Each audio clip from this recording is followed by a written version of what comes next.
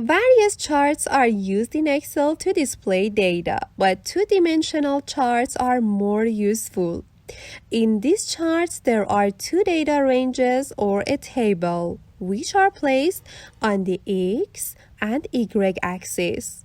But if we have three variables X, Y, and Z, how can we draw the chart? If we have data on three axes, X, Y, and Z, we use a three-dimensional chart or a surface chart in Excel to display the data. In three-dimensional charts, there are three variables and the data is displayed in three dimensions. One variable is dependent on two other variables, and those two variables are independent. Two-dimensional charts are useful for displaying data, while three-dimensional charts help a lot in data analysis. One of the three-dimensional charts is the surface chart. We want to draw a surface chart here for this table. For this, we select the desired area. From the Insert tab in the Chart section, we select the Surface option.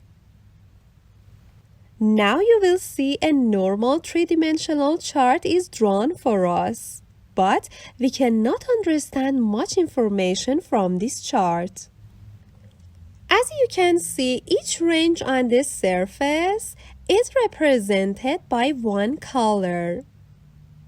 For changes, we right-click on the chart.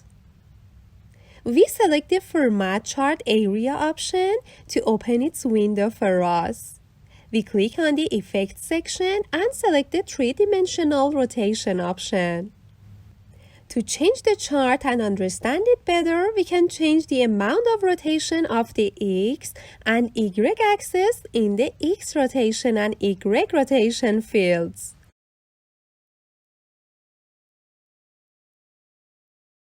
And we can also change the perspective in this section. Now, as we have already learned about it, in the Axis Title section, we determine a title for each axis. Now you will see that the chart is a little more understandable. My friends, three-dimensional surface charts in Excel are useful, but because they are a little hard to use, they are less often used. And in these charts, the three-dimensional rotation must be proportional to the range of the data.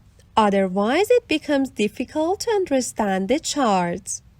And finally, in order not to get confused in recognizing the X, Y, and Z axis, you must choose a distinct title for each one.